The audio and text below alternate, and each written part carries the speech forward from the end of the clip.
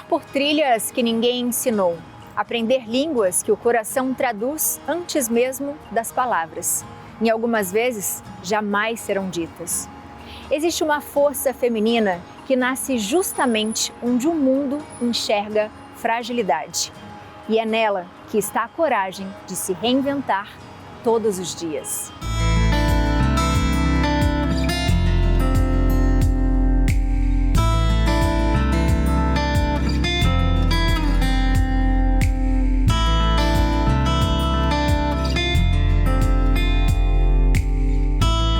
Está no ar o Retratos Femininos, o nosso encontro de final de semana para contar histórias que nos fazem ver a vida por um outro ângulo.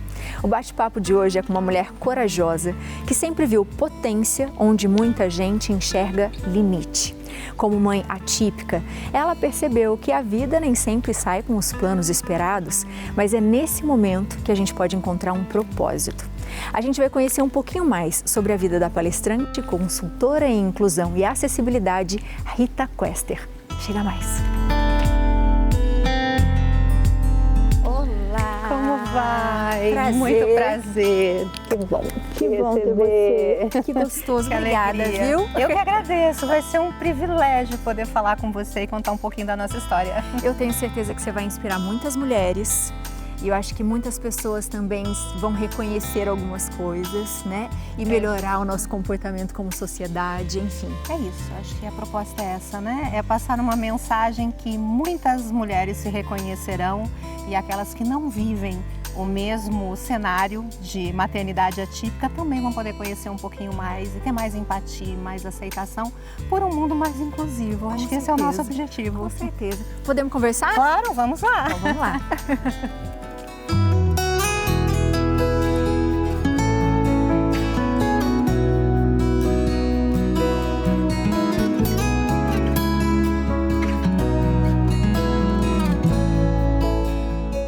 Obrigada por abrir a sua casa pra gente. Prazer. Antes da gente contar a sua história, né, com os seus meninos, eu queria que você falasse um pouquinho quem foi a Rita na infância. A Rita é uma menina que nasceu numa cidade muito pequenininha do interior de São Paulo, há 51 anos atrás. Então, uma cidade que me proporcionou uma infância linda, de brincar na rua, subir em árvore, me ralar, sabe? Poder brincar de jogar bola, jogar vôlei. Então eu fui uma criança que teve uma infância realmente abençoada, uma infância onde eu pude vivenciar tudo que uma criança eu acho que merece, que os meus filhos, por exemplo, não tiveram. Brincar com animais, ter galinha, porco no quintal, estar no meio da chácara e no meio da natureza. Aprendi a nadar em rio. Que delícia. Em riozinho. Então eu tive uma vida de uma menina típica do interior no século passado. Mas foi uma infância maravilhosa. Eu sinto não ter podido proporcionar o mesmo aos meus filhos. Eu acho que teria sido incrível se eles pudessem ter pelo menos a metade do que eu tive como criança, da liberdade que eu tive. Que gostoso isso. Quando a Rita cresceu, se casou, como foi a sua primeira gravidez assim? Olha, eu sempre sonhei em ser mãe.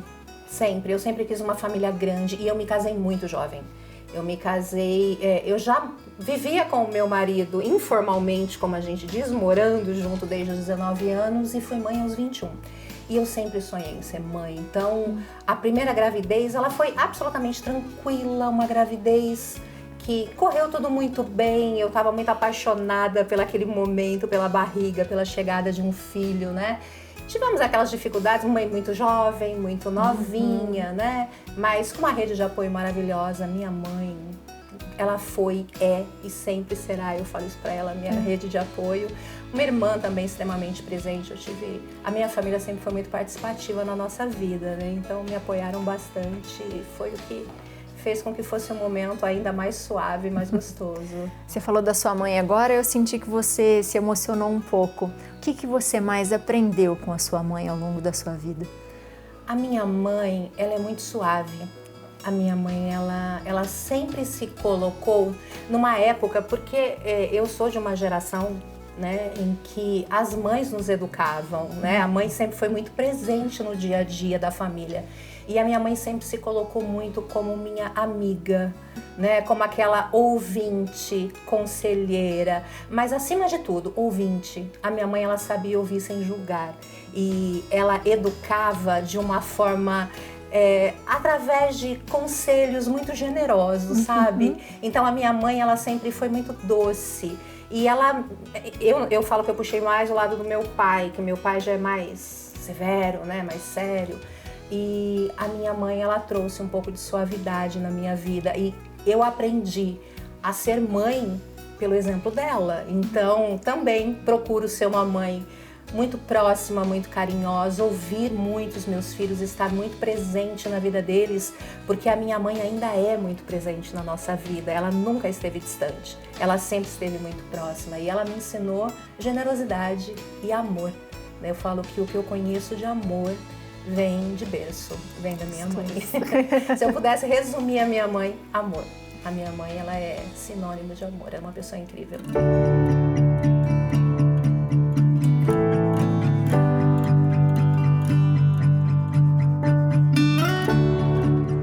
E aí, quando chegou o Gabriel e o Gui, como foi?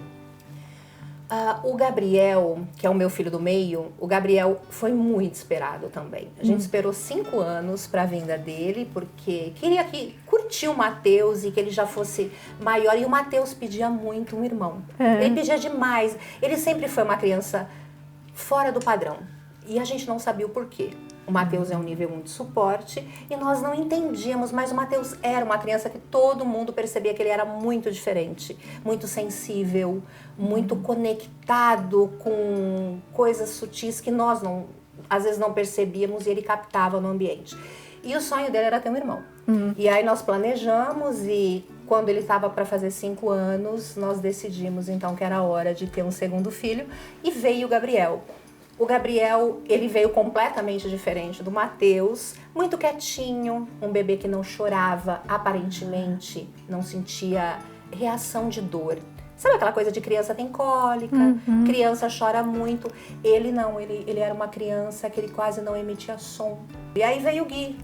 Eu falo que o Gui ele é um acontecimento na nossa vida. Ele literalmente aconteceu assim nós não planejamos um terceiro filho, não para aquele momento. Como eu falei, eu queria uma família grande, mas eu queria sempre dar um espaço maior. Um tempinho maior. Mas o Gui estava com pressa de preencher esse espaço na nossa vida e ele chegou 2 anos e meio depois do nascimento do Gabriel.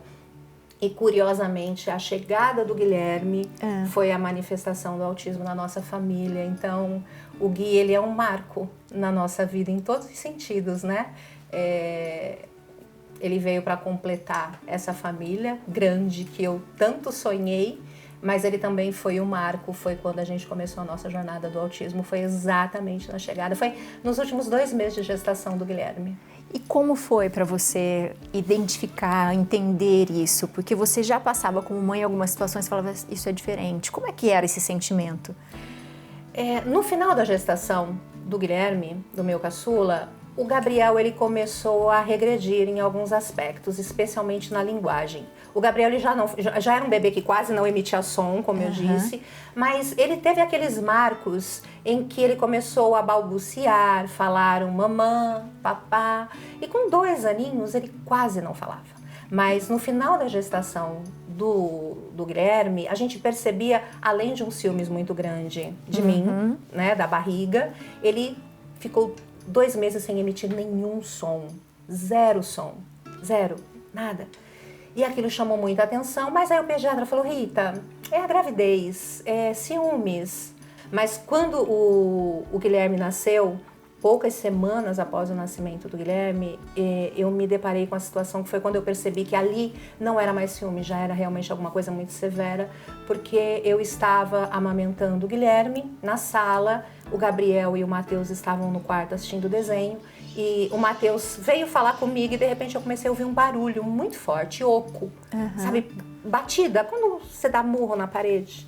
E quando eu cheguei era o Gabriel batendo com a cabeça na parede. E daquele dia, pelos próximos 2 anos, se eu não estivesse ao lado dele, ele batia a cabeça em qualquer lugar que ele pudesse, no chão, na parede.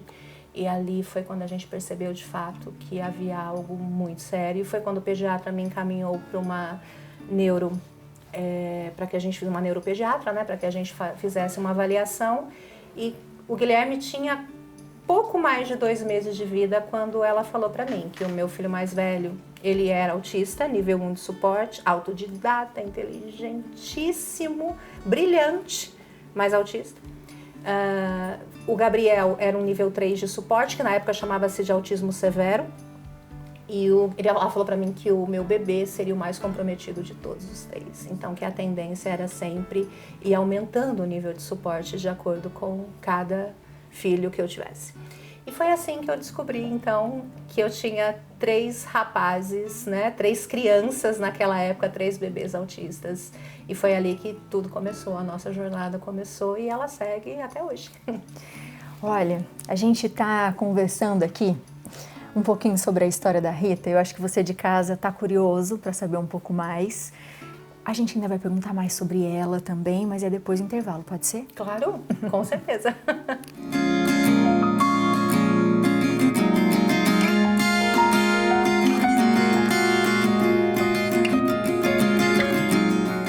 Quando uma mulher se torna forte, ela acende as luzes ao seu redor, puxa outras mulheres para dentro, oferece espaços e cria pertencimento.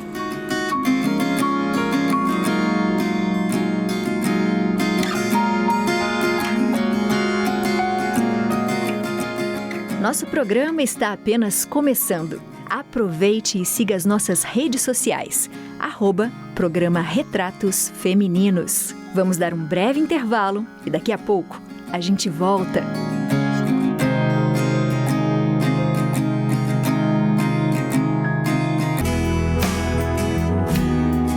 Você está assistindo Retratos Femininos.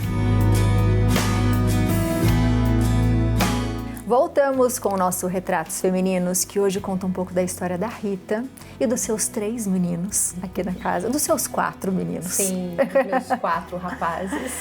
E Rita contou pra gente que ela é uma mãe atípica e os 3 têm TEA. Quando você descobriu esse diagnóstico, como é que foi para conversar com alguém? Tinha alguém para você conversar, trocar uma experiência, falar, tá bom, mas e aí? Com quem que eu posso saber como é que vai ser esse futuro? O que que eu tenho que fazer? Para onde que eu levo? Que escola que estuda? E aí? Como é que foi? Eu me vi muito perdida, porque nem eu tinha ideia do que era o autismo. Quando a médica falou autismo, eu falei, tá, me explica, eu não sei o que é. O que que é? E nem ela soube me dar tanta informação, que tá, mas por quê? O que que aconteceu? O que que eu fiz de errado? Porque é aquela coisa que você se pergunta, o que que eu fiz de errado? Fiz alguma coisa de errado? Ela falou, não, fica tranquila. Coisa de mulher, querer carregar o peso, sabe, né?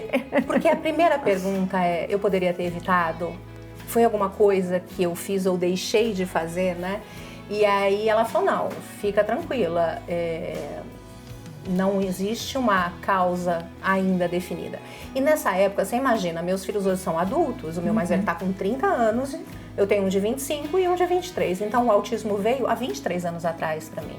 É muito tempo. Sabe o que eu sentia muita falta? Eu não tinha com quem falar sobre. Eu não encontrava informação sobre.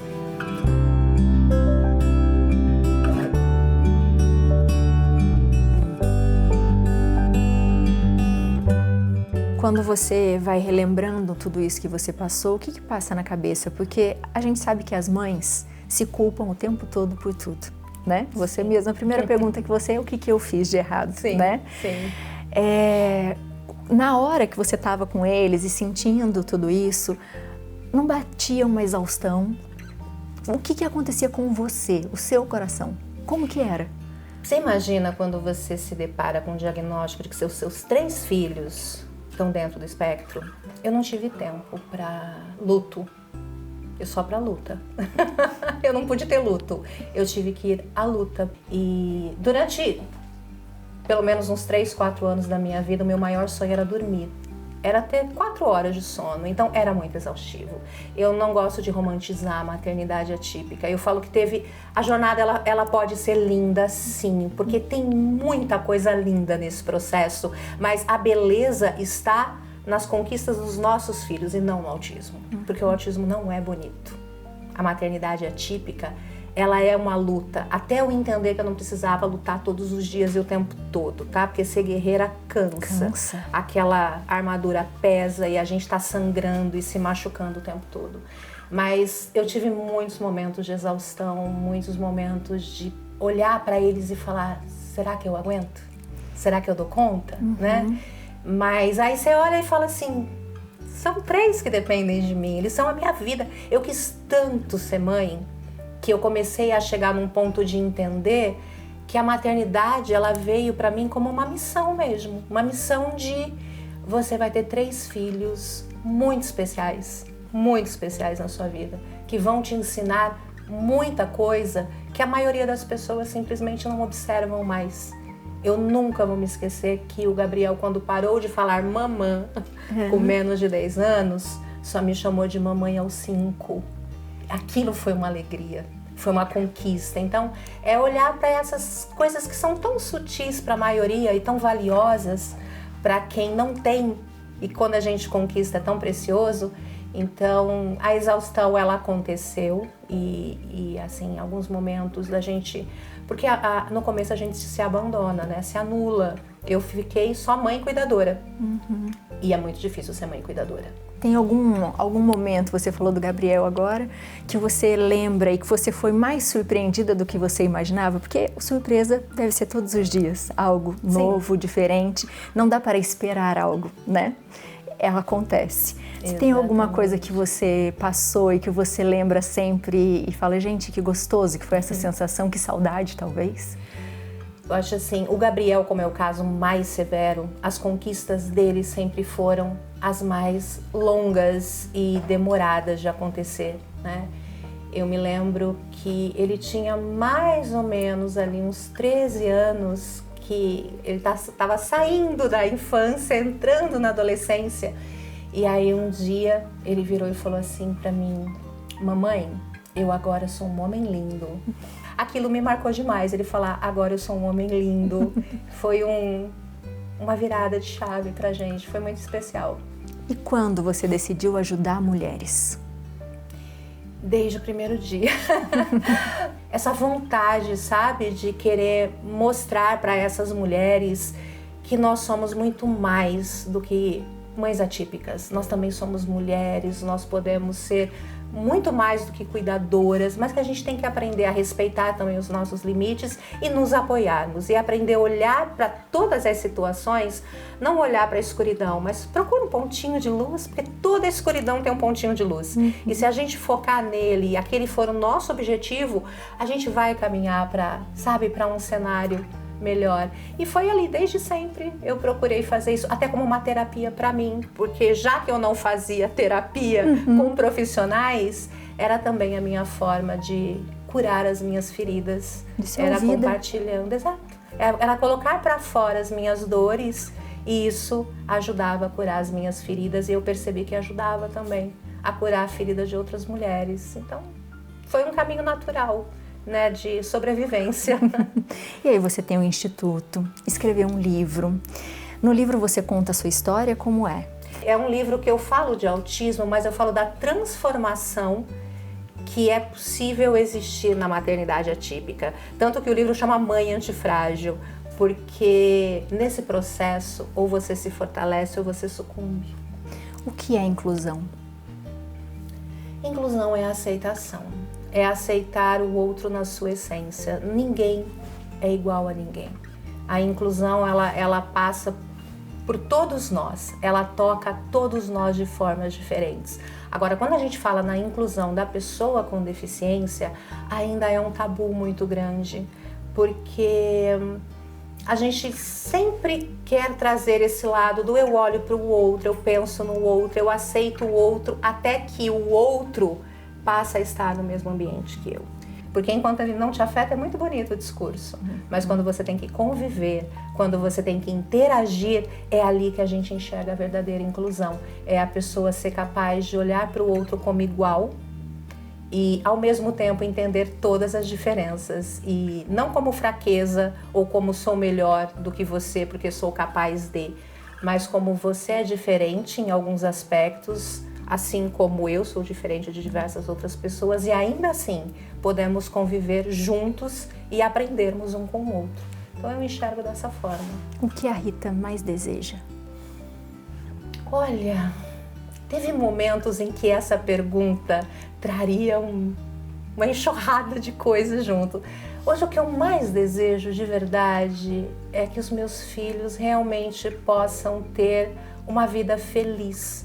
O que será dos meus filhos no futuro, que eu sei que não serei eterna, né? E isso, o que eu mais desejo é longevidade para poder cuidar deles. Então, isso é o que eu mais quero hoje, longevidade. Você tem pra medo? Poder cuidar. Muito. Eu acho que esse é o único medo que eu tenho na minha vida, é de não estar presente, de em algum momento seguir o ciclo natural da vida, que é os pais partirem antes dos filhos. E o que eu peço a Deus todos os dias é o oposto a isso. Eu peço que eu seja a última a partir, porque eu falo que eu prefiro a dor de perdê-los, a dor de deixá-los, ou de imaginar o que vai ser a vida deles sem mim. Então, o que eu desejo é a longevidade, virar centenária. Vai virar. Serei. Eu sou teimosa. É forte, corajosa. Rita, o nosso programa chama Retratos Femininos, porque como um retrato, ele pega a nossa essência. A foto a gente ainda encolhe barriga, né? Sim. Faz alguma coisa, se prepara. E enquanto a gente estava conversando hoje, a gente foi tirando umas fotinhos suas. Para você não esquecer esse dia. E eu queria que você olhasse e me contasse quem é a Rita que você vê aí. Vamos lá. Ah, meu Deus, que lindo! Ai, gente. Essa mulher, ela é alguém que, quando olha para essa foto, não é a mesma de 30 anos atrás. Não é a mesma Rita. A Rita de 30 anos atrás era alguém cheia de sonhos, mas sem nenhuma convicção de quem ela era ou da força que ela tinha. Então, essa Rita é uma mulher forte, corajosa, determinada, né? Cheia de sonhos, de vontade de realizar ao lado dos seus filhos e ao mesmo tempo muito realizada. Então é uma delícia poder olhar especialmente para essa aqui, que somos nós. Ai, que lindos! Está faltando aí o meu filho mais velho, meu primogênito, que não gosta de aparecer, mas eu olho e vejo uma família linda. Né? E é a minha realização, o meu maior presente. Que gostoso. Obrigada por hoje. Eu que agradeço. Que eu acho que todas as pessoas que estão assistindo o retrato já percebeu. A Rita é forte, a Rita é corajosa. Mas você é mais do que isso. A sua força vem do amor. Sim. E o amor de mãe não tem quem combata. Exato. A mãe está ali na frente, viu? Exatamente. Mas além de tudo isso, você é uma mulher muito linda. Obrigada. E inspiradora, viu? Eu agradeço demais a oportunidade por você abrir espaço e dar voz para a nossa história. Que ela possa ajudar outras famílias que estão iniciando essa jornada. Com certeza. E você sempre vai ter voz aqui, viu? Obrigada. Muito Quando obrigada. você quiser. E se Tá você certo. quiser deixar um recado para as mamães que estão assistindo, fique à vontade. Eu acho que para quem está começando essa jornada, ela é muito assustadora. Ela é cheia de desafios, de obstáculos que muitas vezes você vai achar que não é capaz de suportar e que aquelas noites sem dormir não vão passar, mas passa. Acredite na medicina, acredite nos profissionais que estão ali para atender os seus filhos e acredite na sua força e no seu amor, porque é isso que vai te guiar ao longo dessa jornada. Então ame incondicionalmente e lute. No começo é muita luta, depois a luta dá espaço para harmonia, para tranquilidade, mas ela só vem com muita terapia, com muito atendimento e com muita atenção para o seu filho. Então não abra mão disso. Lute para conquistar esses direitos que você tem. E isso é muito importante. Obrigada. Imagina, eu que agradeço. Passou tão rápido, foi tão bom. Que gostoso. Espero que você tenha gostado. A gente se encontra no próximo final de semana. Tchau, tchau. Tchau, tchau. Obrigada.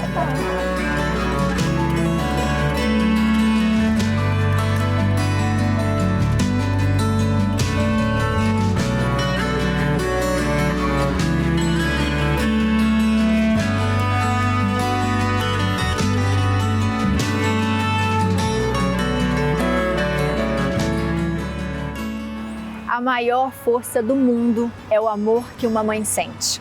O amor que não conhece rendição, que se expande com medo, atravessa barreiras.